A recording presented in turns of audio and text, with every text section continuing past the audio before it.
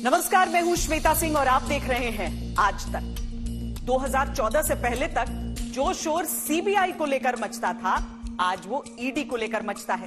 सोनिया गांधी हो या राहुल गांधी या फिर पार्थ चटर्जी, ईडी का शिकंजा कसता है तो कसता ही चला जाता है, लेकिन सियासी शोर भी खूब मचता है। इस बार तो मामला सर्वोच्च अदालत तक पहुंच गया था, जहां उसके अधिकारों और शक्तियों पर स्पष्टीकरण दिया गया। तो आज हम आपको प्रवर्तन निदेशालय यानी एनफोर्समेंट डायरेक्टरेट यानी ईडी पर श्वेत पत्र दिखाएंगे।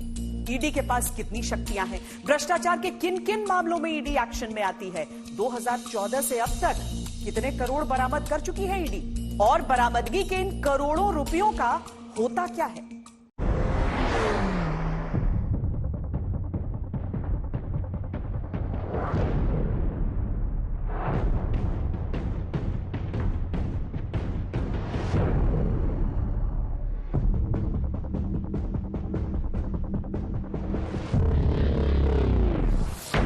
तहखानों में दबा के रखा, दीवारों में चुनवा के रखा, बिस्तरों पर बिछा के रखा, गद्दों में सिलवा के रखा, तालों में बंद कर रखा हो,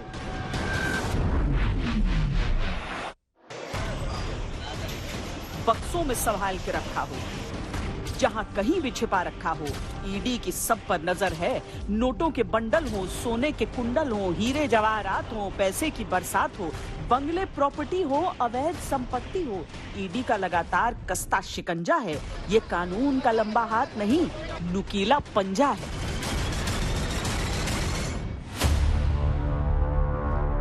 ईडी का नाम ही भ्रष्टाचारियों के माथे पर आजकल शिकन लाने के लिए काफी है। ईडी यानी एनफोर्समेंट डायरेक्टरेट यानी प्रवर्तन निदेशालय, एक ऐसी संस्था जो मौजूदा समय में सबसे ज्यादा सुर्खियां बटोर रहा है।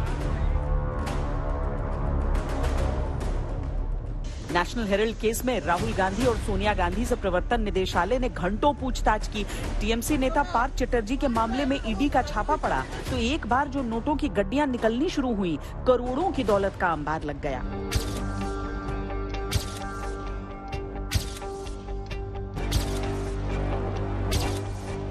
हालांकि भ्रष्टाचार रोकने वाली एजेंसी भी सवालों के दायरे में रहती है। विपक्ष इसे केंद्र सरकार का टूल बताता है, जिससे उसकी आवाज दबाई जा रही है। ईडी के काम करने के तरीके के खिलाफ विपक्ष ने अदालत का भी दरवाजा खटखटाया था। सुप्रीम कोर्ट कानून थोड़ी बनाएगा, कानून तो देश ने बनाया है, हमारी सरकार के वक्त में कानून बनाया। प्रश्न ईडी के दुरुपयोग का है, संस्था के दुरुपयोग का है। जिस कानून के तहत ये संस्थाएं बनाई गई हैं, उनका जिस तरीके से दुरुपयोग किया जा रहा है, उसके खिलाफ संघर्ष है। इन संस्थाओं की स्वायत्तता बचानी है। ईडी जो पास्ट ईडी रहे हैं या जो लोग इन संस्थाओं की स्वायत्तता के हामी हैं, वो सर्व पीट रहे हैं कि किस तरीके की सरकार है। इसने सारी संस्थाओं को अपना कैप्टिव बना दिया है। यह विषय जो उठा रहे हैं कांग्रेस पार्टी वाले, ये न देश के लिए है आवश्यक, न ही पार्टी के लिए। ये एक परिवार को बचाने की एक कुत्सित प्रयास है। और अभी अभी सुप्रीम कोर्ट का फैसला आया है, prevention of money laundering act, और ईडी के जुरिस्डिक्शन को अपहोल्ड किया गया है। कानून अपना काम कर रहा है और कानून के सामने विषयों को रखना ये किसी भी व्यक्ति का अधिकार भी है और यही आवश्यक है। लेकिन कांग्रेस पार्टी और जिस तरीके से एक परिवार को कानून से ऊपर समझने के जो कुत्सित प्रयास है, यह इस देश में चलने वाला नहीं। देश कानून से चलता है, देश नियमों से चलता है और नियम सबके लिए बराबर है। श्वेत पत्र में आज हम आपको बताएंगे कि ईडी पर जो राजनीति चल रही है उसमें कितनी सच्चाई है, क्यों मोदी सरकार में ईडी में ज्यादा मामले दर्ज किए गए, 2014 के बाद से आंकड़े क्या कहते हैं, जो करोड़ों रुपए ईडी बरामद करती है उसका क्या होता है। एक तरफ ईडी की कार्रवाई है, दूसरी तरफ बवाल है। एक्शन है, रिएक्शन है, षड्यंत्र के आरोप भी हैं, लेकिन ईडी का हंटर चलता जा रहा है। जब भी ईडी की रेड होती है तब इसी तरीके से नोटों के बंडल मिलते हैं और नोटों के बंडल को कुछ इसी तरीके से आकार में ईडी लिखा जाता है। वैसे जितनी गर्मी ईडी की शक्तियों में कही जाती है, वैसी ही गर्मी ईडी के इर्द गिर्द हो रही राजनीति में भी है। वैसे तो ईडी एक स्वायत्त एजेंसी है, लेकिन विपक्ष आरोप लगाता है कि केंद्र सरकार इसको अपने फायदे के लिए इस्तेमाल कर रही है। ईडी के काम करने के तरीके में कई लोगों को षड्यंत्र नजर आ रहा है।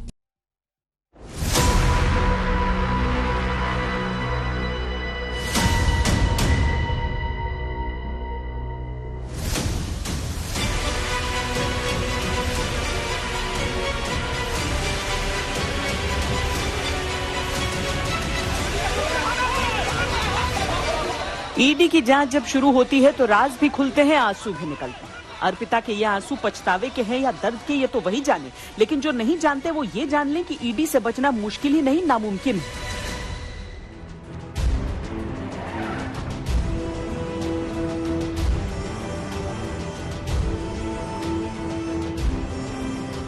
हरे और गुलाबी नोटों की ये गड्डियां काली कमाई की हैं। सुनहरे चमकदार इन जेवरों की सच्चाई भी काली है, और जहां काली कमाई वहीं इन्फोर्समेंट डायरेक्टरेट।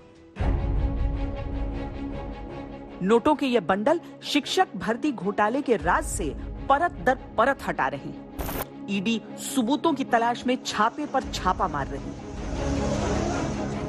अर्पिता मुखर्जी के घर पर फिलहाल आरबीआई का एक ट्रक आया है। ट्रक में आप देख सकते हैं कितने ट्रंक भर कर लाए गए हैं, और ये ट्रंक इसीलिए लाए गए हैं कि जो कैश बरामद हुआ है उस रकम को इस ट्रंक में भर कर ले जाया जाएगा। 1, 2, 3, 4, 5, 6, 7, 8, 9, 10, लगभग 20 के आसपास, या हो सकता है उससे भी ऊपर यहाँ पर ट्रंक हैं जो आरबीआई की गाड़ी में, आरबीआई का पोस्टर लिखा हुआ है इस ट्रक में, और उस पोस्टर के बाद जो ट्रक है, ट्रक में ये जो ट्रंक है, ट्रक भरे हुए हैं, और इनको फिलहाल अर्पिता मुखर्जी के घर के बाहर रखा जा रहा है। और इन ट्रंकों में ही फिलहाल कैश को भरा जाएगा। उसके बाद यहाँ से इन कैश से भरे ट्रकों को ले जाया जाएगा। पहली छापेमारी में ईडी ने 21 करोड़ 90 लाख रुपए बरामद किए। सोना मिला 70 लाख रुपए का। दूसरी छापेमारी में कैश मिला 27 करोड़ 90 लाख, सोना मिला 4 करोड़ 31 लाख रुपए का। बंगाल के मंत्री पार्थो चैटर्जी को गिरफ्तार करने से पहले उनके घर पर रेड किया गया। एनफोर्समेंट डायरेक्टर के जो ऑफिशियल्स थे उन्होंने रेड किया। उस दौरान काफी सारे कंपनी और उनके कागजात उनके हाथ आए। उनमें से एक कंपनी जो बताया जा रहा है वो है इच्छे एंटरटेनमेंट प्राइवेट लिमिटेड। बताया जा रहा है कि अर्पिता मुखर्जी जो फिलहाल ईडी के गिरफ्त में है, जो पार्थो चैटर्जी के करीबी थे, और उनका ये कंपनी है। कहा जा रहा है कि वो 2 डायरेक्टर्स हैं इन कंपनी के, जिनमें से एक अर्पिता मुखर्जी है। बंगाल शिक्षा घोटाले में ईडी फुल एक्शन में है। प्रवर्तन निदेशालय करीब 17 ठिकानों पर छापा मार चुकी है। 1 दर्जन से ज्यादा नए ठिकानों पर छापेमारी की तैयारी है। ईडी की कार्रवाई में माल और बवाल एक साथ नजर आता है। जांच का दायरा जब बढ़ता है तो सियासत भी गरमाने लगती है। पब्लिक में रोष है, गुस्सा है, परसेप्शन खराब है, इसलिए जो आंटी एंड हर नेफ्यू दोनों मिलके आईवास किया। क्या आपको लगता है सिर्फ पार्थो चैटर्जी के? नहीं, पास करता है। टीएमसी पूरा चोर पार्टी है, पूरा के पूरा करप्टेड पार्टी है। आज अभिषेक ये रुपया है, रुपया ममता जी का रुपया है, टीएमसी का रुपया है। कैश रखने के इल्जाम में फंसे हुए है। ये हमको सब शर्मिंदा कर दिया, हमारा पार्टी को बदनाम कर दिया। हम चाहते हैं पूरा जांच हो और उसको सही सजा मिले। तृणमूल पार्टी पूरा एकदम करप्टेड पार्टी है। बहुत सारा रुपया, बहुत सारा लोग इसमें जुड़े हुए हैं। पूरा जांच होना चाहिए। सीबीआई, ईडी अच्छे से जांच करे और जल्दी से विचार। पिछले कुछ सालों से ईडी स्टॉक एक्सचेंज में होने वाली धोखाधड़ी को पकड़ने के लिए चर्चा में नहीं है, बल्कि राजनेताओं पर की गई कार्रवाई के कारण सुर्खियों में। इनमें सबसे बड़ा नाम सोनिया गांधी और राहुल गांधी का है। नेशनल हेराल्ड केस में ईडी गांधी परिवार की भूमिका की जांच कर रही है। भाई देखो, कहते हैं कि चोर के दाढ़ी में तिनका है तो वो दाढ़ी को छूने लगता है, और वही समस्या हो गई। दिमाग में बैठ गई है कि नेशनल हेराल्ड बड़ा जबरदस्त घोटाला है, और अब ये इतनी दूर पहुंच गई है केस कोर्ट में कि उनको लग रहा है कि निश्चित कन्विक्शन होगा। कोई जमानत पर है, कोई अभी डेट ले रहा है, लोग चक्कर काट रहे हैं। 2014 से अब तक मैं जेल के दरवाजे तक ले गया हूं। 2019 के बाद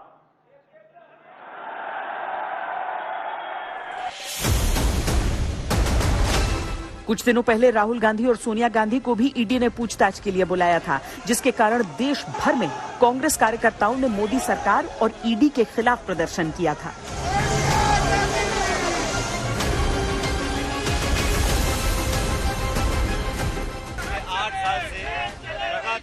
महंगाई, बेरोजगारी, एजेंसी का दुरुपयोग, इस सरकार की पहचान बन गई है, इसके खिलाफ हम लोग हैं। जो आर्थिक हालात जर्जर होते जा रहे हैं, इस मुद्दे को साथ साथ अग्निपथ जैसे मुद्दे जो हमारे हिंदुस्तान की नौजवानों की भविष्य के लिए जुड़े हुए हैं, और ईडी और सीबीआई की दुरुपयोग जिस धड़ल्ले से हो रहे हैं सर हिंदुस्तान में, लगता है हिंदुस्तान के सरकार ने विपक्ष मुक्त हिंदुस्तान बनाना चाहते हैं, लेकिन लोकतंत्र खत्म हो जाएगी अगर विपक्ष मुक्त हिंदुस्तान बनेगी।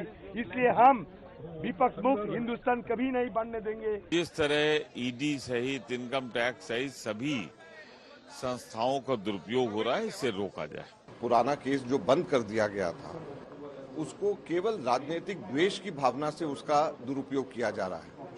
2016 में ईडी ने खुद इस केस को समाप्त कर दिया था, और बावजूद उसके अब खुद इसको बार बार उठा करके इसको केवल कांग्रेस के नेताओं के ऊपर, कांग्रेस पार्टी पे दबाव बनाने के लिए किया जा रहा है। और ये इसलिए किया जा रहा है ताकि देश के जो वास्तविक मुद्दे हैं, जैसे अग्निपथ बेरोजगारी का मुद्दा है, महंगाई का मुद्दा है, ऐसे मुद्दों के ऊपर विपक्ष के ऊपर दबाव डाला जा सके कि विपक्ष ये मुद्दों को ना उठाए। हम ये कहना चाहते हैं कि विपक्ष किसी भी तरीके से डरने वाला नहीं है। महंगाई का मुद्दा, जीएसटी का मुद्दा, बेरोजगारी का मुद्दा, अग्निपथ का मुद्दा, ये सारे मुद्दे हम लगातार उठाते रहेंगे और जोर से उठाते रहेंगे, और जनता की आवाज को हम दबने नहीं देंगे, और विपक्ष किसी भी तरीके से दबाव में आने वाला नहीं है।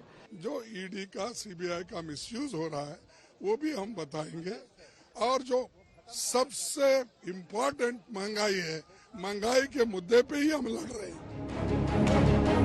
ये बात लाजमी है कि जब ईडी बड़े रसूख वाले राजनीतिक लोगों पर कार्रवाई करेगा तो धुआं तो उठेगा ही।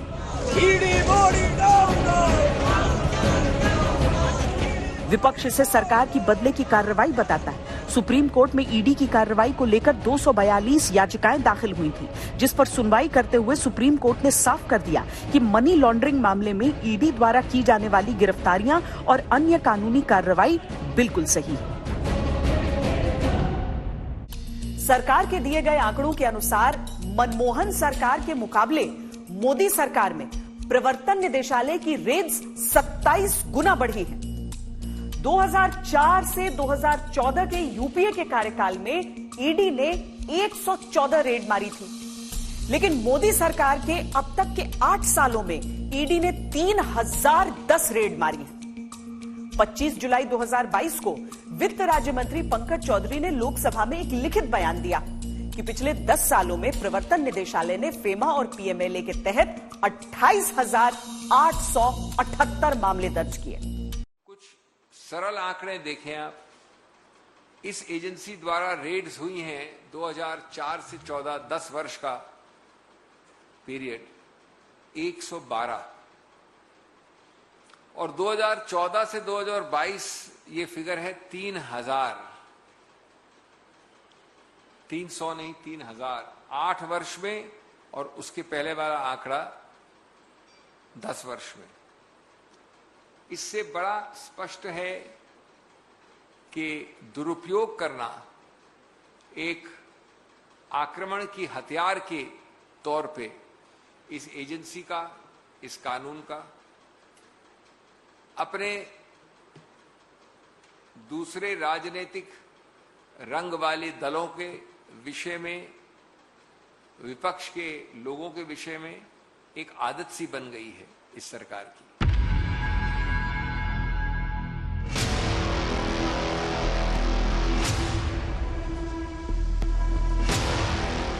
मनमोहन सिंह सरकार में सबसे ज्यादा किसी केंद्रीय एजेंसी की चर्चा रही तो वो थी सीबीआई, लेकिन मोदी सरकार के 8 साल में यही चर्चा ईडी की है। पिछले कुछ समय में ईडी का शिकंजा जिन पर कसा है उन लोगों की लिस्ट पर नजर डालिए।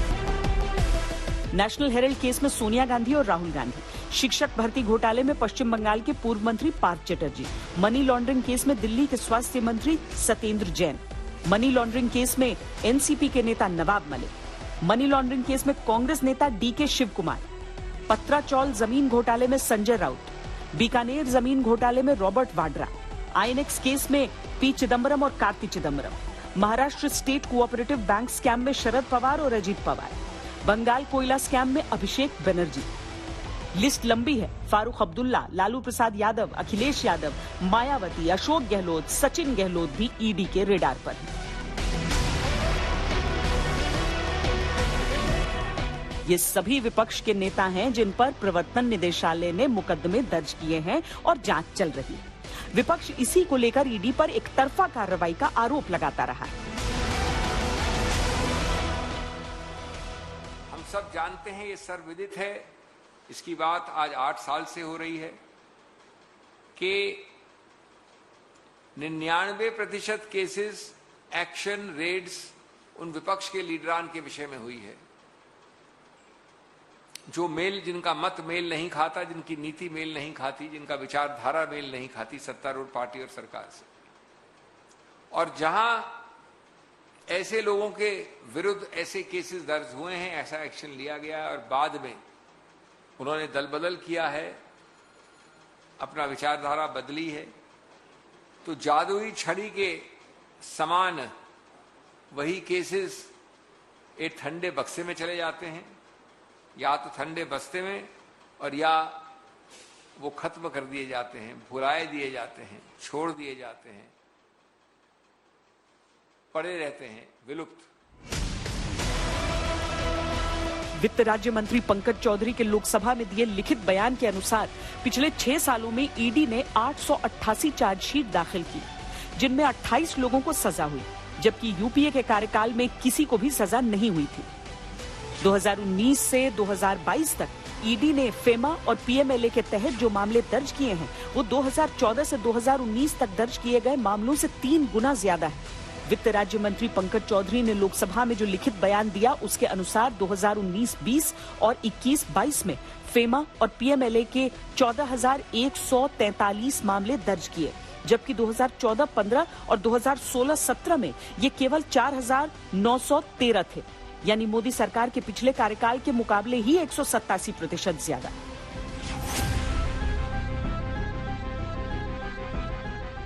फेमा और पीएमएलए के मामलों को अलग अलग करें तो एनडीए के पहले कार्यकाल में फेमा के 11,420 मामलों की जांच की गई, जबकि दूसरे कार्यकाल में 4,424 केस फेमा के जांच के लिए दर्ज किए गए। वहीं 2014-15 से 2016-17 तक पीएमएलए के 498 मामले थे, तो 2019-20 से 2021-22 तक ये मामले बढ़कर 2,723 हो गए, यानी एनडीए के इन 2 कार्यकाल के बीच पीएमएलए के मामलों में 456% की बढ़त हुई। यूपीए के कार्यकाल के दौरान ईडी ने 5,346 करोड़ की रिकवरी की थी, वहीं एनडीए के दोनों कार्यकाल को मिलाकर 99,356 करोड़ रुपए की रिकवरी की गई है। ईडी इतनी रकम की बरामदगी करती है कि लगता है कि आधा समय तो उसके अधिकारियों का इन नोटों की गिनती में ही लग जाता होगा। हाल ही में पार्थ चटर्जी के मामले में यह सामने आया। बहरहाल इतनी बड़ी रकम जब्त करने के बाद ईडी इसका क्या करती है? क्या यह सरकारी खजाने में जाता है? अगर जाता है तो कब?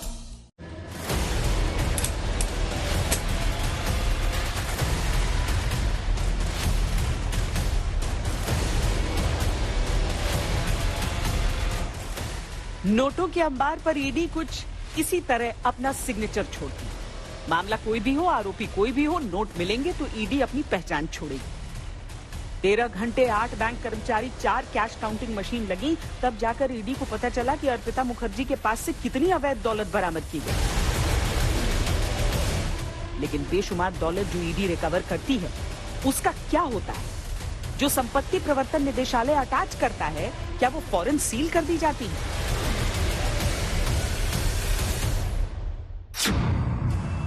छापेमारी में जो डॉक्यूमेंट्स, कैश या सोने चांदी के गहने जब्त होते हैं, सबसे पहले उनका पंचनामा तैयार किया जाता है। उसके बाद इन्वेस्टिगेटिव ऑफिसर उस पर साइन करता है। पंचनामे में 2 स्वतंत्र गवाहों के साइन भी लिए जाते हैं। साथ ही आरोपी का भी हस्ताक्षर लिया जाता है। जब जब्त कैश का पंचनामा तैयार करते हैं तो उसमें कैश को लेकर पूरी जानकारी होती है कि कितना कैश बरामद हुआ, 200, 500, 2000 के कितने नोट थे। अगर नोटों पर किसी तरह के निशान होते हैं तो ईडी उनको सबूत के तौर पर अपने पास रख लेती है, जिसे बाद में अदालत में पेश किया जाता है। प्रवर्तन निदेशालय बाकी कैश को आरबीआई या एसबीआई में केंद्र सरकार के खाते में जमा करा देता है। ये जो प्रॉपर्टी एनफोर्समेंट डायरेक्टरेट केसेस में अटैच करता है, इनिशियली जो पीएमएलए एक्ट था उसमें एक ही प्रोविजन था कि जब कन्विक्शन हो जाएगा केस में तो ये सारी प्रॉपर्टी गवर्नमेंट ऑफ इंडिया में वेस्ट हो जाएगी। लेकिन फिर डिफिकल्टी देखी गई कि विक्टिम का क्या होगा। फॉर एग्जाम्पल, बैंक फ्रॉड हुआ, how the bank will get it's money back. या पोंजी स्कीम है, हजारों लोगों को किसी ने चीट किया है, वो गरीब लोगों को कंपनसेशन कैसे मिलेगा। तो एक्ट में अमेंडमेंट किया गया कि जो कन्विक्शन के बाद जो है इन लोगों को कंपनसेट किया जा सकता है कोर्ट के द्वारा। फिर ये देखा गया कि क्योंकि रिजल्ट कोर्ट का लेट आता है, टाइम लग जाता है, तो फिर एक और अमेंडमेंट किया गया था कि during the trial stage also court victim को कंपनसेट कर सकता है। तो जो प्रोसीड्स ऑफ क्राइम अटैच होते हैं वो नंबर 1 विक्टिम को कंपनसेशन हो सकता है उनसे, और होता भी है। जैसे बैंक्स को मैंने बताया कि विजय माल्या केस में कंपनसेशन हुआ उनका। सेकेंडली, वो प्रॉपर्टी गवर्नमेंट ऑफ इंडिया में वेस्ट हो जाती है जो बची हुई रहती है। अगर ईडी की रेड में गहने बरामद होते हैं, जैसे कि पार्थ चटर्जी और अर्पिता मुखर्जी वाले मामले में भी हुआ, तो उसे उसका भी पंचनामा तैयार करना होता है। इस बात की पूरी जानकारी दर्ज की जाती है कि कितना सोना, चांदी और दूसरे जेवरात बरामद किए गए। उनकी कीमत का ब्यौरा लिखा जाता है। ईडी पंचनामा तैयार करने के बाद उसे सरकारी माल खाने में जमा करा देती है। ईडी के पास पीएमएलए के सेक्शन 5(1) के तहत संपत्ति को अटैच करने का अधिकार है। जब ईडी किसी भी प्रॉपर्टी को अटैच करती है तो उस संपत्ति की खरीद बिक्री नहीं की जा सकती। ईडी पीएमएलए के तहत 6 महीने तक ही किसी की संपत्ति को अटैच कर सकती है। इस दौरान ईडी को अदालत में अटैच प्रॉपर्टी को अवैध साबित करना होता है। अगर ईडी ऐसा करने में कामयाब नहीं हो पाती तो 180 दिन बाद संपत्ति खुद ही रिलीज हो जाती है। वहीं अगर ईडी 180 दिनों में संपत्ति को अवैध साबित करने में कामयाब हो जाती है तो इस पर सरकार का कब्जा हो जाता है। इसके बाद आरोपी को इसके खिलाफ शीर्ष अदालत में अपील करने के लिए 45 दिन का समय दिया जाता है। ईडी उस केस को कोर्ट में भी भेजती है इन्वेस्टिगेशन के बाद, जिसका एक क्रिमिनल ट्रायल होता है, और क्रिमिनल ट्रायल होने के बाद डिसीजन होने के बाद वो प्रॉपर्टीज गवर्नमेंट ऑफ इंडिया में वेस्ट हो जाती है। ये हो गया मनी लॉन्ड्रिंग वाला केस जो है। ईडी अगर कोई गाड़ी जब्त करती है तो उसको सेंट्रल वेयर हाउसिंग की वर्कशॉप भेजती है। केस कई साल तक खींचते हैं तो ईडी को ही गाड़ी की पार्किंग देनी पड़ती है। गाड़ियां पड़े पड़े खराब हो जाती है। पीएमएलए यानी prevention of money laundering act. PMLA को ईडी का ट्रम्प कार्ड कहा जाता है। मनी लॉन्ड्रिंग के मामले में ईडी किसी को भी गिरफ्तार कर सकती है। सुप्रीम कोर्ट ने मनी लॉन्ड्रिंग एक्ट के तहत किसी की गिरफ्तारी को गलत नहीं ठहराया है, या यूं कहा जाए कि सुप्रीम कोर्ट ने ईडी की गिरफ्तारी के अधिकार को बरकरार रखा है।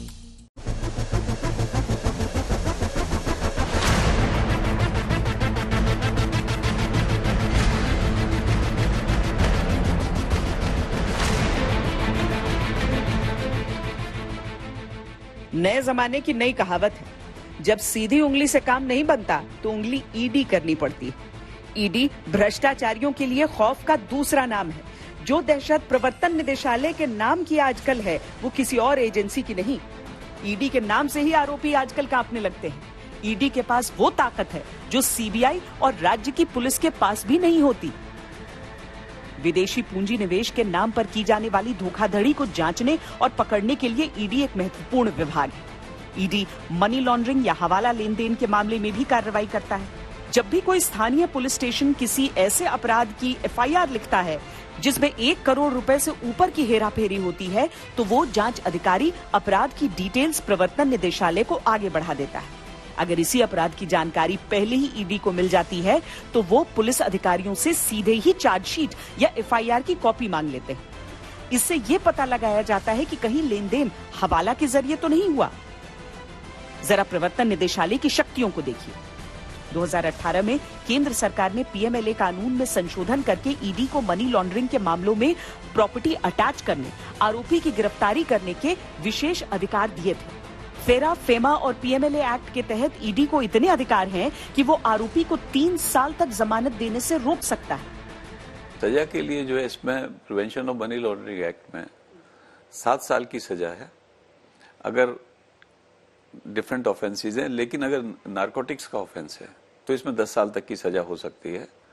सजा के साथ साथ कोर्ट जुर्माना भी कर सकता है। जुर्माने के साथ साथ इनकी जितनी प्रॉपर्टी है वो गवर्नमेंट में वेस्ट हो जाती है।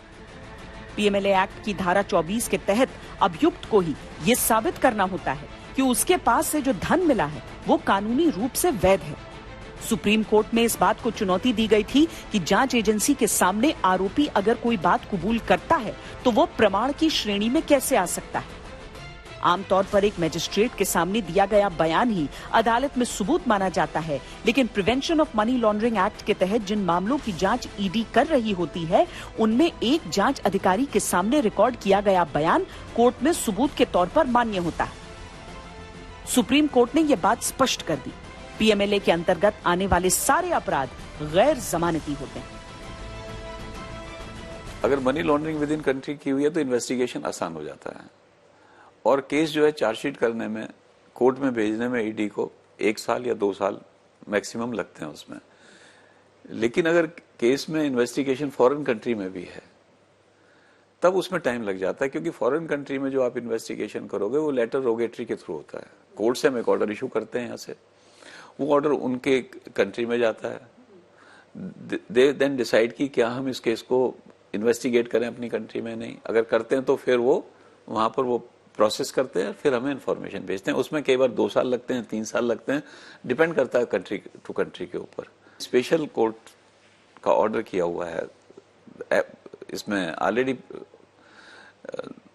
जो prevention of money laundering act में उसमें प्रोविजन बनाया हुआ है कि स्पेशल कोर्ट इसको देखेगा, फिर भी उसमें टाइम लग जाता है। ईडी के अपने लॉकअप नहीं होते हैं जैसे सीबीआई के होते हैं, यानी बड़े से बड़ा वीआईपी भी अगर ईडी के रडार पर है तो वो भी नजदीकी पुलिस स्टेशन के लॉकअप में ही बंद किया जाएगा।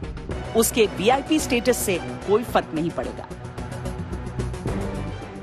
प्रवर्तन निदेशालय यानी ईडी वित्त मंत्रालय के राजस्व विभाग का हिस्सा है। ये 2 कानून, विदेशी मुद्रा प्रबंधन अधिनियम 1999 यानी फेमा और धन की रोकथाम अधिनियम 2002 यानी पीएमएलए के प्रावधानों को लागू करने का कार्य करता है।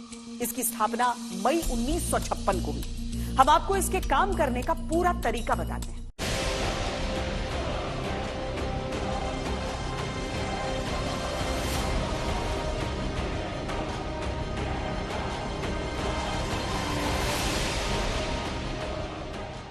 ईडी यानी एनफोर्समेंट डायरेक्टोरेट आर्थिक अपराधों और विदेशी मुद्रा कानूनों के उल्लंघन की जांच करने वाली संस्था है। भगोड़े अपराधियों पर शिकंजा कसने वाली संस्था है। ईडी की स्थापना 1 मई 1956 को की गई थी।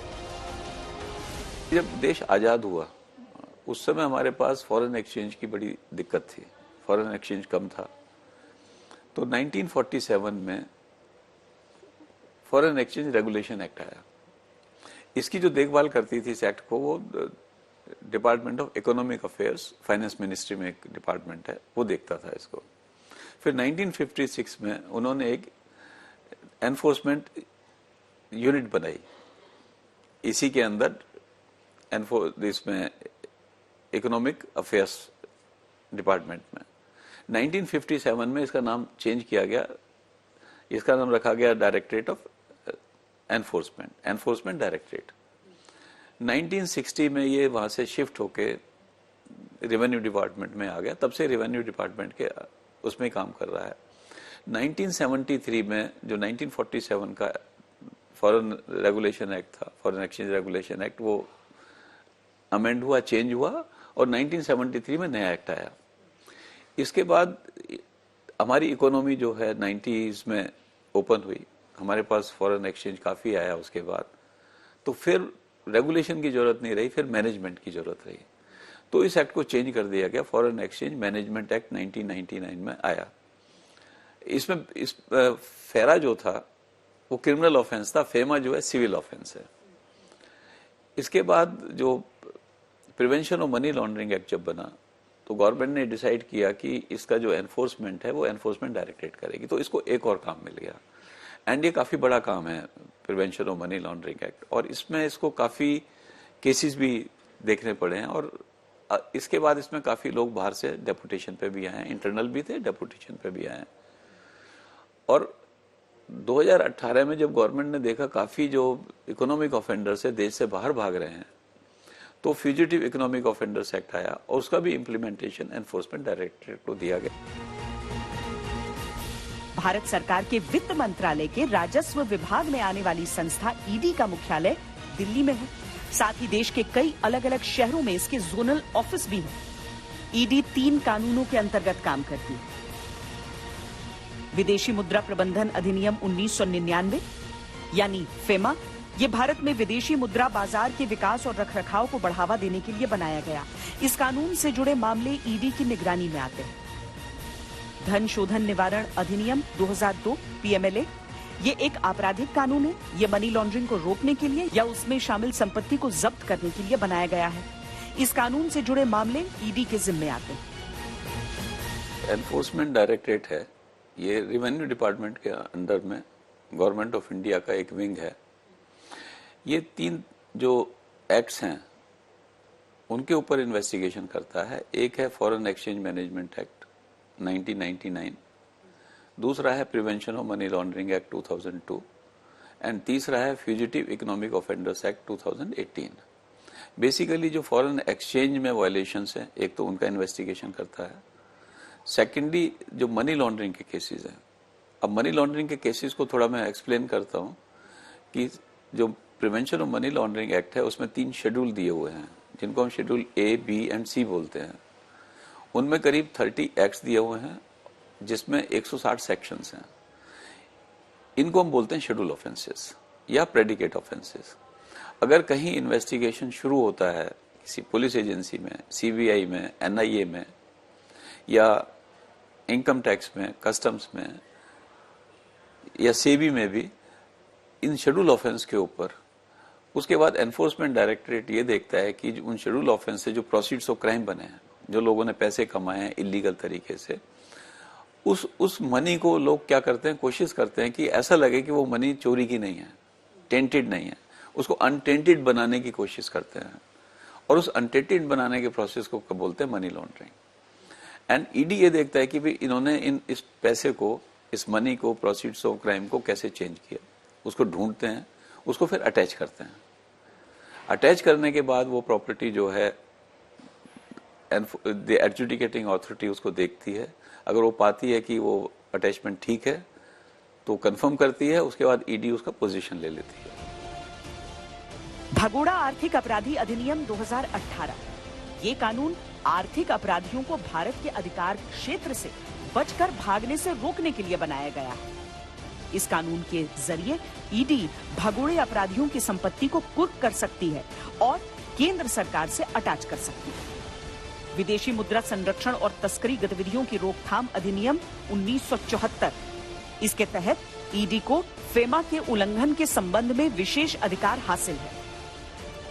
ये बना था 2018 में फ्यूजिटिव इकोनॉमिक ऑफेंडर्स एक्ट, क्योंकि ये देखा गया कि बड़े बड़े जो ऑफेंडर्स हैं, जिन्होंने किसी ने 1400 करोड़ का वायलेशन किया है, किसी ने 14,000 करोड़ का वायलेशन किया है, ये लोग विदेश भाग गए और आने का नाम नहीं ले रहे हैं। लाने का एक प्रोसीजर बड़ा लंबा है, जो एक्सट्रेडिशन का प्रोसेस है दूसरी कंट्री से। इसलिए एक फ्यूजिटिव इकोनॉमिक ऑफेंडर्स एक्ट बनाया गया कि इनकी जो प्रॉपर्टी है, चाहे वो मनी लॉन्ड्रिंग में इन्वॉल्व है या नहीं है, अगर ये भाग गए और भारत के कोर्ट्स को सबमिट नहीं करते अपने आप को, तो इनकी सारी प्रॉपर्टीज अटैच हो सकती हैं। तो इन सबको एनफोर्समेंट डायरेक्टरेट देखता है। दरअसल ईडी के प्रमुख कामों में फेमा उल्लंघन से संबंधित मामलों, हवाला लेन देन और फॉरेन एक्सचेंज रैकेटियरिंग के मामलों की जांच करना शामिल है। विदेश में किसी भी संपत्ति पर कार्रवाई करके रोकथाम करने का अधिकार ईडी के पास होता है। मनी लॉन्ड्रिंग के आरोपी लोगों के खिलाफ जब्ती, गिरफ्तारी का अधिकार भी ईडी को प्राप्त है। वित्तीय रूप से देश में गैर कानूनी कार्यों को लेकर उस पर कार्रवाई करने का अधिकार ईडी को प्राप्त है। इनके अलावा ईडी के अधिकार क्षेत्र में कुछ और काम भी आते हैं। एक्सपोर्ट इंपोर्ट में कोई बड़ी आर्थिक धोखाधड़ी होगी तो डायरेक्टरेट ऑफ एनफोर्समेंट उस पर जांच करके कार्रवाई करता है। विदेश में संपत्ति की खरीद की जांच भी ईडी करता है। भारी मात्रा में विदेशी मुद्रा कब्जा करके किसी ने अपने पास रखी है तो इसकी जांच भी प्रवर्तन निदेशालय करता है। विदेशी मुद्रा के अवैध व्यापार के संबंध में भी ईडी ही जांच करता है। मौजूदा समय में ईडी में भारतीय राजस्व सेवा, भारतीय पुलिस सेवा और भारतीय प्रशासनिक सेवा के अधिकारी शामिल किए जाते हैं। लेकिन एक सवाल अक्सर उठता है कि ईडी, सीबीआई और इनकम टैक्स में से सबसे ताकतवर कौन है? सीबीआई, ईडी और इनकम टैक्स के काम करने के तरीके में क्या फर्क है? किसके पास कितनी शक्तियां हैं? सीबीआई किसी मामले की जांच तभी करती है जब केंद्र से या हाई कोर्ट या सुप्रीम कोर्ट से आदेश मिलता है। मामला किसी राज्य का है तो जांच के लिए वहां की राज्य सरकार की अनुमति जरूरी होती है। किसी पुलिस थाने में 1 करोड़ या उससे ज्यादा की गलत कमाई का केस दर्ज हुआ तो पुलिस ईडी को इसकी सूचना देती है। ईडी संज्ञान लेते हुए थाने से एफआईआर या चार्जशीट की कॉपी मंगवाकर जांच शुरू कर सकती है। जो सेंट्रल ब्यूरो ऑफ इन्वेस्टिगेशन है, इसका मेन काम है एंटी करप्शन। जो पब्लिक सर्वेंट हैं उन पर वॉच रखना, अगर कोई वो करप्शन करते हैं उन पर एक्शन लेना। इसके अलावा सीबीआई के पास इकोनॉमिक ऑफेंसेस के भी रेफर्ड केसेस आते हैं, वो इन्वेस्टिगेशन करना। अब ये जो दोनों तरह के केस हैं और वो केस प्रेडिकेट ऑफेंस हैं एनफोर्समेंट डायरेक्टरेट के लिए, तो सीबीआई मेन केस इन्वेस्टिगेट करती है। सीबीआई किसी भी पब्लिक सर्वेंट को गिरफ्तार कर सकती है जब जांच के लिए उसे गिरफ्तार किया जाना जरूरी है या जब एजेंसी को लगे कि आरोपी भाग सकता है या सबूतों से छेड़छाड़ कर सकता है। सीबीआई बिना वारंट के भी गिरफ्तार कर सकती है। पीएमएलए के तहत ईडी को संपत्ति जब्त करने, गिरफ्तार करने और छापा मारने का अधिकार मिला है। एजेंसी किसी से पूछताछ किए बिना भी उसकी संपत्ति जब्त कर सकती है। ईडी को गिरफ्तारी के समय सिर्फ कारण बताना होता है। ऐसी गिरफ्तारी में जमानत मिलना बहुत मुश्किल हो जाता है। मनी लॉन्ड्रिंग में 3 स्टेप्स हैं। एक बोलते हैं प्लेसमेंट, दूसरा बोलते हैं लेयरिंग, तीसरा इंटीग्रेशन। जो प्रोसीड्स ऑफ क्राइम है उसका पहला यूज जो होता है उसको प्लेसमेंट बोलते हैं। उसके बाद उस प्रोसीड्स ऑफ क्राइम को वो कन्वर्ट करते हैं। फॉर एग्जाम्पल, किसी के पास प्रॉपर्टी है, उसने सपोज कर लो 5 करोड़ रुपए एक्सटॉर्शन से लिए, उसने एक प्रॉपर्टी ए खरीद ली, तो ये पहला यूज हो गया कि उसने उससे एक प्रॉपर्टी ए खरीदी। अब उसने क्या करा, ये प्रॉपर्टी ए बेच दी। उसने 2 प्रॉपर्टी खरीद ली, बी एंड सी। जब वो बी एंड सी प्रॉपर्टी खरीदी उसने कुछ बैंक से लोन भी ले लिया। अब अगर इस स्टेज पे कोई उससे पूछे कि भी आपने ये प्रॉपर्टी बी एंड सी कहां से खरीदी, वो कहेगा कि मैंने बैंक से लोन लिया था। वो बेसिकली क्या कर रहा है, ये कोशिश कर रहा है कि जो उसके प्रोसीड्स ऑफ क्राइम थे उसको हम डिस्कवर ना कर पाए। थर्ड स्टेज पे वो क्या कर सकता है, इन प्रॉपर्टीज को भी बेच दे। इस प्रोसेस को जो है लेयरिंग बोलते हैं। एक के बाद एक वो कन्वर्जन कर रहा है दूसरी उसमें, और अल्टीमेटली लोगों को लगेगा ये तो जेन्युइन आदमी है, इसके पास जो भी प्रॉपर्टी है जेन्युइन है। अल्टीमेटली ये भी पॉसिबिलिटी हो सकती है वो बिजनेस शुरू कर दे और उस बिजनेस से जो पैसे कमाएगा वो जेन्युइन होंगे। तो अल्टीमेटली जो बिजनेस शुरू हुआ है वो तो प्रोसीड्स ऑफ क्राइम से हुआ है, बट पीपल विल कंसीडर कि ये एब्सोल्युटली जेन्युइन आदमी है। तो जो ये अनटेंटेड प्रॉपर्टी है, जो प्रोसीड्स ऑफ क्राइम है, और उसको अनटेंटेड बनाना, व्हाइट मनी बनाना, ये जो प्रोसेस है, इस प्रोसेस को एनफोर्समेंट डायरेक्टरेट इन्वेस्टिगेट करता है। और जो क्राइम जिसने किया है, उस क्राइम से जो प्रोसीड्स ऑफ क्राइम बने हैं, उसको सीबीआई या लोकल पुलिस या दूसरी एजेंसीज इन्वेस्टिगेट करती हैं।